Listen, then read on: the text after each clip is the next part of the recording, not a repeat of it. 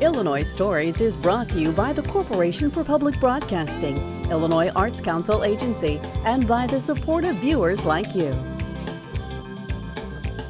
Thank you.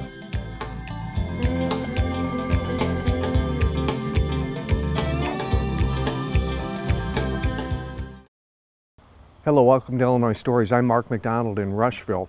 In one of the oldest structures in town, as you can see behind me, the Ray House on West Washington Street. This will become, hopefully, the site of an architectural foundation here in Schuyler County. And it's a very ambitious project, but I think you'll see during this program that this old house dating from the 1830s is certainly worth the effort. And Schuyler Isley, you have taken on a real handful here, haven't you? We have.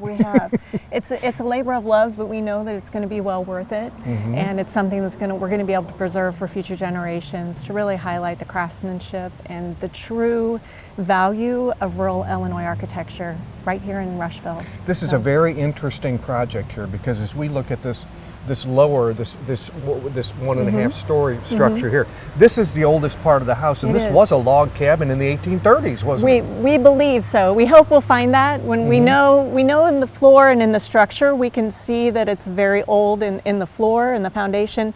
We're not sure that we're going to be able to find the chinking or the logs in the walls, but there'll be a lot to be determined once we can actually. But we know the date. We know it dates to the 1830s. Yes. And this is interesting. What the Rays did was they built this, and then when they came into more money, they built this a story and a half onto it, and then in later years expanded it up. So this has been a project in stages, hasn't it? William Ray had 12 children over his lifetime, so 8 of them lived or survived to adulthood. So yes, there was definitely had a lot of activity in it. We're going to learn more about Mr. Ray and his family as we go through, because we have a historian here who can tell us more about the family and the connection to the Lincoln family. But as we look up, I want to look up at the what are those called? That gingerbread. So the corbels that are underneath the soffit. Okay. There, yeah. So all of that beautiful craftsmanship that we know is pre-1890s, and we can see that some of those corbels were present in the 1870s as well. We have a sketch that shows them, so they were likely recreated. Let me hand you something. Yeah. Okay, this is kind of grimy, but it shows beautiful. That's what we're looking at are these, and they were created when they put the higher so they would have been affixed underneath the underneath the soffit. But there's nothing ever left to chance in historic architecture and craftsmanship, because when we turn them around, they become an R. We're not sure if it's Ray, Rushville, maybe, perhaps, but probably Ray. I think it's just it speaks to the character, and that it brings the story to life. That's what we have to do with historic architecture, is just give it a story. Yeah. And this is a great part of the story. And architecture does tell stories. It tells about a family's and a community's wealth, their availability of resources like tile and brick and wood, and where did all that come from. I mean, it tells a lot of stories. It does. And their sense of style. And there's just nothing like it. Very, very little like that in today's architectural environment. So we definitely want to highlight it. Now, I'm not going to insist you carry that around with you, because thank it's kind of grimy. Yeah. Why don't you set it down and we'll take a walk around here. We will. Because there's a lot to see here. Okay, this is the original cabin from the 1830s. Yes. As we walk around, we're going to see a porch that was added on later, right? Okay, tell us about the chronology there. So the porch would have been added around 1906. We know it's prior to 1906. So we have a photo of the home in 1895, and we know that it was actually the current footprint that you see here was present in 1895.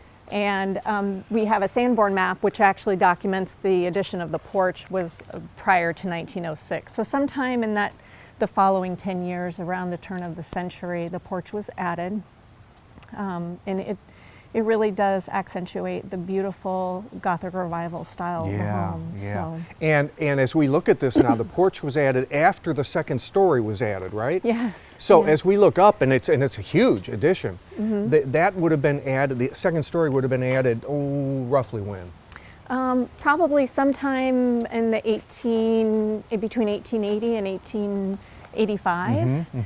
We do have a sketch of the home in 1872 that shows it as a story and a half. So that was around the time when William Ray went to the U.S. Senate in Washington, and so we think that, around that time is when they would have expanded the home. Okay, let's look back at the porch and these windows that have the arched windows. Those are special too, aren't They are special. So when we get inside, we'll be able to see that those are called a box flip or a jib window, and they actually open and extend up beyond the frame to allow access to the porch. So you can slide them all the way up and you can walk out. Yes, yes. So how neat is that? It's they're very unique, and we love that they're still operational too. You're thinking about craftsmanship. Can you still slide them up? Oh yeah, Can yeah, you really? we'll be able to. Oh man, There's that's a couple wonderful. places where we'll see. It's amazing when you think about the craftsmanship that has lasted over 130 years or so, 140 years. Now, when you look at it from this angle here, you can see much of this woodwork is completely rotting out. But you tell me that this is one of the worst sections, and the house is basically stable. It is. It is. We had a structural engineer and a historic architect on site in June, and they've actually deemed it to be viable for restoration. And so, yeah, we're very happy to hear it. From the outside, you would probably, we usually hear people say that it looks a lot better on the inside than they expected. So, Yeah, well, the weather didn't get in that much. no, Yeah. and mostly it's a failure of the box gutters that have caused that water to run down the walls, and so mostly you see that structural failure in the corners where the mansard roof is attached to to the trusses there. So. Okay, so we're going to learn more about what you're going to do with this place. We're going to tour the inside. We're going to get a history lesson about this place. Yeah. And then whatever else we have time for. Awesome. Okay? Can't wait. Okay. Brian Schmidt, you took some time off from your history teaching at Rushville High School to join us here today to tell us a little bit about William H. Ray, the man that built and lived in this house and his family lived here for many, many years. Right. He was a community leader, wasn't he? Oh, yes, definitely. Business leader. He was president of the First National Bank, ran the Little and Ray store. William H. Ray did very well, ran a very lucrative business that basically all the produce from the countryside would come into Little and Ray, including hog packing, which of course during the Civil War was very lucrative. Oh, yeah. And then all that produce would be shipped down to Frederick, and for many years they had the wooden plank road that went from here to the Frederick. And of course the Farwell House, which still stands today, is kind of the end of that line, and now we're standing by the Ray House, which is kind of represented the beginning of that lucrative business that was in town here. Okay. And for those who don't know where Frederick is, it's on the Illinois River, and that would have been a depot, a stopping off place to load barges going down the river, right? Right. Frederick was a natural kind of, they had a wharf there and a custom house, and it was kind of a natural outlet for all the produce that was in the surrounding area. Yeah.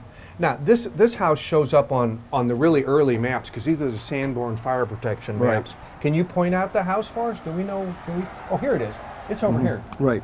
And you can see in this point in 1906, it's the full house. It's with the full 2 stories and everything. And here we have a picture from 1895, and the Sanborn map is 1906, and you can see in the picture here, there's no wraparound front porch yet. Oh, that was added so on sometime after. between 1895 and 1906, Okay. that porch was added on. And there's an even earlier iteration of the house here, because as you can see, here it's only 1.5 stories. Yes. So it's been lifted between that period and This is the original house, and it's very unique. You can see the Gothic architectural style on the outside, but when you get inside, it's the old colonial style. It's kind of the old and new mixed together. This is interesting. This is some kind of a note. What kind of bank note is this that Mr. Ray had signed when he was president of the bank? Well, I can only guess some kind of promissory note or something like that. And William H. Ray, even before the First National Bank was established in 1865, with him as president, the business of Little and Ray was kind of known as a money loaning business, even though it wasn't officially a bank. Yeah.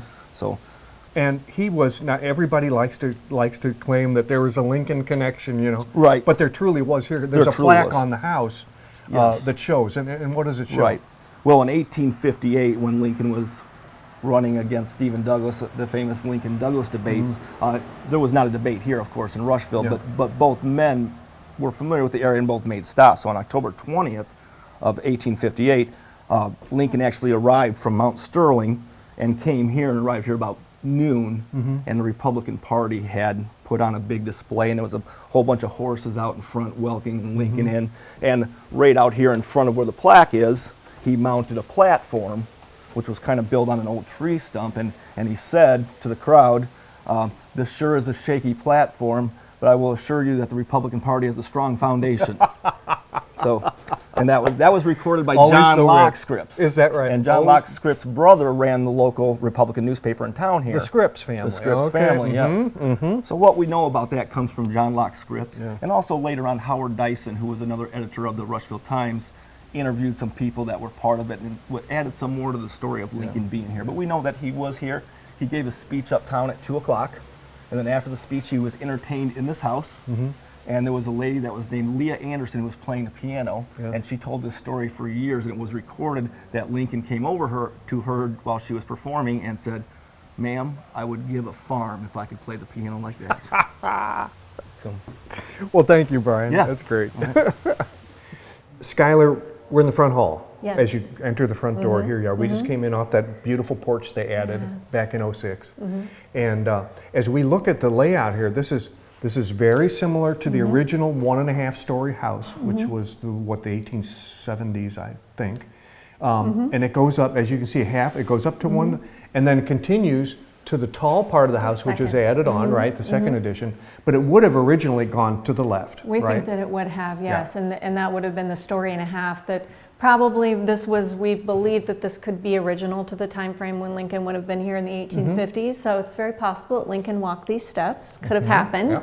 And again, you look at those clean lines, very, very simple design, indicative of early Georgian style design. So, But fairly Exciting big stuff. rooms. Yeah. I mean, he was making a statement when he built this house. Yes, he was. We talked about the windows, and we'll actually get a chance to see how those operate later on. Yep. But 9 fireplaces. huh? 2 are still operational Yeah. or actually open, and this one and the one to the west there are actually still open. Yeah. And, And again this, here, this used to be one of those lift-up windows. it did. But they yes, thought, it was- well, we're going in and out of this porch so often, it's a lot easier to open a door must than have it is been. to... We think that this possibly could have been in the 1940s, possibly that the door was actually added to give better access to the porch. The windows created access, but not as easy access. You know, and the way we can tell that as well is, you know, you look at this dog-eared trim. So this is called a dog ear, and that was indicative of more of a Georgian design as well. And you see here how the dog-eared trim goes right into the chimney. So they wanted to match it, but they couldn't quite make it happen with the door spacing, so they just cut it off right at the side. So. When you got here, you made a really nice discovery. Amazing. We did. So right here, you know, the home was full. There were some personal belongings here from the previous owners, and amazingly, we found some of Lizzie Ray's books right here on these bookshelves. You know, and Lizzie it's was just the daughter of William? She was the oldest daughter of William Ray. And so it's such a beautiful testament to what a young woman's library would have been at the time. So, so you see here, French traits.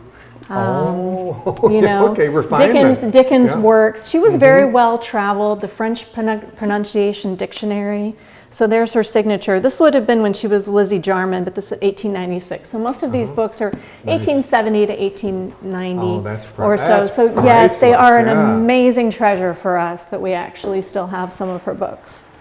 Let's go on through. This would have been like a parlor, I think. Yes. Back into the front hall, the stairs that go up. This was a combination of a room in which to visit and to dine, I think. Yes. Because it's too big for a dining room, isn't Yes, I agree, and especially with the window and the beautiful craftsmanship, this would have been a beautiful area to it? entertain guests. That is really nice. And And so- what they've done there, that's right where the new porch ends, right there. So they brought the porch over to where the We bay know window it was is. added Yeah, right it's on nice. there. Very Yes, nice. so And this would have been the a lot of- dining area here.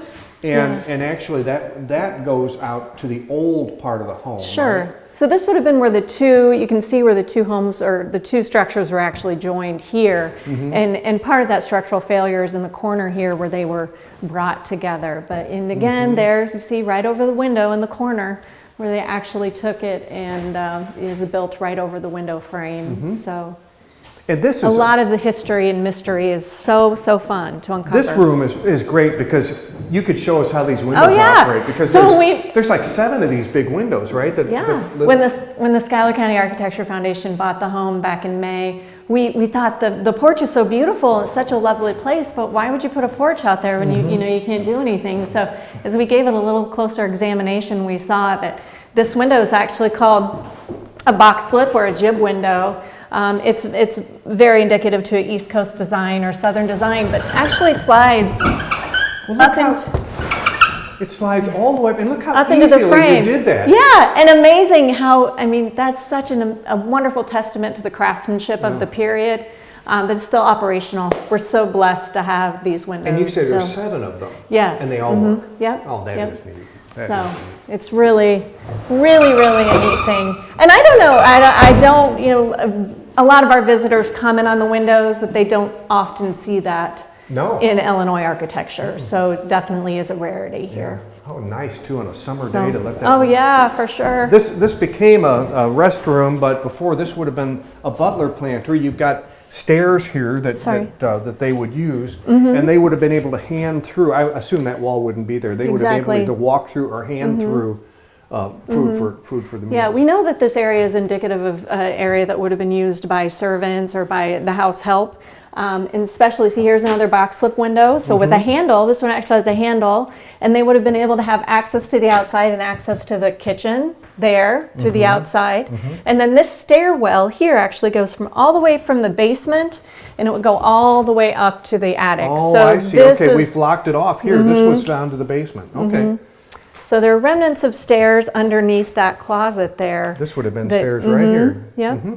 So for probably firing the coal, adding coal to the furnaces, and also for being able to have access. So on cold winter days, they could have gone from the basement all the way in. There's another entrance over there in the cabin where they could have actually gone through the basement to get over. So. Well, let's go upstairs. Okay, all right. No shortage of staircases in the house. That's right. Well, there's front and the back. There was the original, then they added some when they built the house up. So you got a lot of ways to get around. There are. It can be a little bit confusing sometimes, but you learn your way around pretty quickly. Yeah. So. One of the things you do for people who come through these, you give them a view of different parts of the house that they may not be able to get to. Exactly. And that's what you've done here, is show them the attic. Yes, we have. We had some tours around Rushville Smiles Day, the 100th anniversary of Smiles Day. We had tours. We had about 130 people come through the home and enjoyed it. So we had some interpreters who really gave a good picture of the home and its historical, value, and we were able to showcase really the attic as well too. That's going to help you with your membership with people that want to become involved. And again, here in this, all we're is in a normal bedroom, and you've got your arch, your Gothic window. Here, those beautiful full arch windows that are so rare in a wood-clad structure. Usually they would have been replaced by something that would have been much less expensive. But amazing how they've held up over time. All of the windows, and they're still operational. So you can see here that they still. So that craftsmanship is just something we don't find anymore. Even the storm windows they're delicate, but they're still here. They haven't fallen apart. Exactly. So it's a beautiful, beautiful snapshot of what would have been present in the 1890s. Let's look down this hall, and you made a point earlier about how symmetrical this style of architecture is, and you can get a look at this as you go down to the end of this, to where these rooms separate. It's amazing, you look at the symmetry of this, again, in that Georgian style or federal style of interior design, and the way that, the closet door and the fireplace and the niche and the window are exactly mirror images It's almost of like one another. It's like a mirror image. It is. Here's, again, all these windows open, which is terrific. Yep. And the arch window, but this little niche or the nook or whatever this is, I guess it was for artwork or a statue of some kind. I would guess, yes. A vase with flowers, maybe. The Rays were well traveled. They spent time in Europe, and so I feel that there would have been works of art, statues, different things that they would have had that they would have, displayed there. So. And the woodwork in here is much different. I mean, it has a whole different look and feel to it. Heavier, more stately. Than the rest of the house. And I feel like this is probably indicative of maybe more of Louis Jarman, which would have been that was Lizzie Ray. She was the oldest daughter of William Ray. He was an attorney in town. He was also the mayor. and at one time. And so I feel that this is a little bit more stately. It has a little bit more significance to it. So this would have been the master and the mistress's bedrooms here. And originally, probably this trim would have been a very simple square trim. You can kind of see here in the doorway the way that it's been cut off. Again, we see that we see that element. But this was probably added as a back band later, probably in the 1890s. So this area here was probably 1870s, and then this was added in the 1890s. You see it here too. Here, this has been added. It's the same. It's they undertook Again, that it's at the just same a time. statement of influence, and he was an attorney, and so I felt like this probably really fit more so with somewhere with his along status the line, in the community. The radiators were, a boiler was put in the basement, and the radiators were added, 1920 I don't know, 20s or so, probably. Yeah. And then you made the mention, and I was not aware of this. This was a funeral home for about 20 years, so Yes. It has had a number of interesting uses. It has, yes, but amazing that it's really relatively had very few owners. So the Ray family really, it's been in the Ray was in the Ray family for 90 years. They really did kind of. They own the name, essentially. Yeah, right. And then for about 20 years, it was a funeral home, and then a private family had it from 1965 until about 2 years ago. And now that your foundation has it, you're going to continue, it'll be the Ray House. Oh, yes, right? exactly. The Ray home, Exactly. Okay, I want to show one more thing. This is an interesting, you're going to learn more about why this, I'm not sure what this, Once we can really curve look was at the put in here, look but- at the floors, we're not sure exactly. This would have been an open stairwell at the original time. When this in the 1890s, this would have been open. But the stair height, the rail height, is only about 27 inches. So we're not going to open it up right away. We don't want anybody to go, head first over. But I think that this hallway, it feels a little odd. I'm not sure it with feels the too narrow arch. With the arched wall there.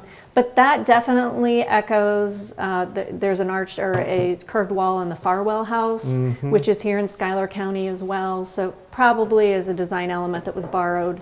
But we'll know more when we can actually look inside the walls and see This what's is a there. good place, and if you'll move just to your right a little bit, so sure. we can get you get a good look here at the where the old house and the new house join there, right? So let's go take a look at that next, and we'll go above the old cabin. Yeah.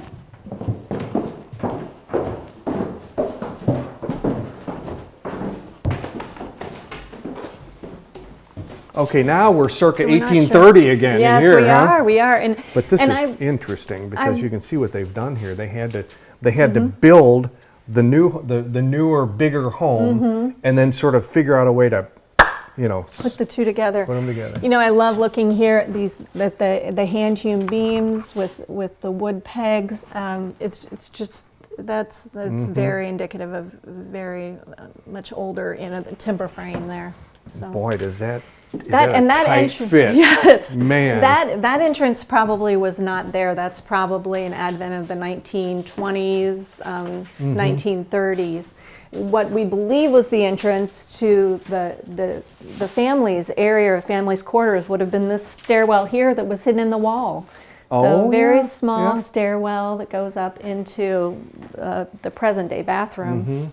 But this area here would have been a servant's living quarters or an area for servants or house help at Above the the time. original log cabin, and which was a single story when it was built, and then this was added on later. And you can kind of see that here. So you've left us a lot of windows to the past Oh, here. yeah.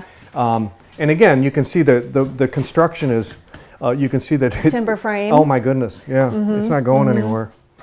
No. And I think that's one of the things. The home is really built very soundly. When you go into the basement, hopefully we'll have a chance to see some of the hand-hewn beams that are actually in the foundation of the home, and that is what's helped it maintain its integrity why over it's still time here and because why of it's that. level and why it's not going anywhere. Well, Yeah. let's do that now. Let's go to the basement now. Okay. There's another stairway. We can just take that one down, can't we? You're going to have to jump, though. Well, Schuyler, it's quite an adventure. We had to hop off that last step, which is about 3 feet in the air.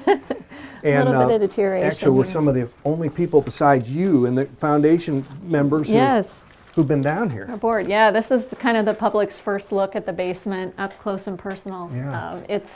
It's quite, it's a little daunting to think about, a little eerie down here. It's a little daunting close. to think about. It had to be dug by hand. Yes. And they would have started at the old log cabin, which had a basement, and started digging this way toward the street. Exactly. This would be the oldest area here, and then they would have dug toward the front of the house, building this ledge here for probably canned goods or other types of supplies that they needed. Yeah, they would have stored things down here that needed to stay cool, but you had a point. There's a stairway that comes down in that room, and they would have, the help would have access through to the all basement house. to, yes. Yeah. Especially when it's a colder day or inclement weather, yeah. they could have come through the basement as access to the rear cabin. And this would have been before they would have needed a boiler or anything like Exactly. that. Now, and this is interesting too, because in this crawl space, you mentioned that the house is very stable, fundamentally stable, and the reason is because of these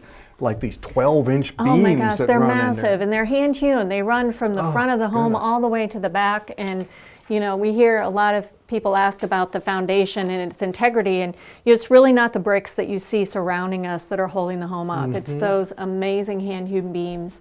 They're in perfect condition. These are the bricks you're talking about. You can see, you know, they flake. They do. Bricks do over the years. Yeah. But like you say, if that were all that's holding the house up, it'd be doing this. It's amazing the integrity that those beams have given this home over the last 150 years or so. Well, you've got, I opened the program saying you've got your hands full, you've got your work cut out for you. It is exciting, you got a lot to do, but I think you've got good bones here to work with. We can't wait to have you back when we're all finished. Okay, we want to see it when you're finished. Okay. Thank you. Yeah. And finished, of course, it's going to be a work in progress for a long time, but Schuyler thinks, maybe in a couple of years, the Schuyler County Architecture Foundation will have a place to move its offices into, and also maybe other nonprofits in Schuyler County.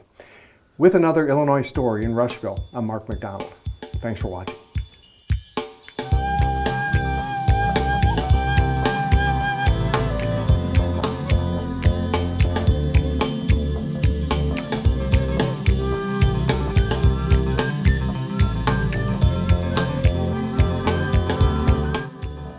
Illinois Stories is brought to you by the Corporation for Public Broadcasting, Illinois Arts Council Agency, and by the support of viewers like you.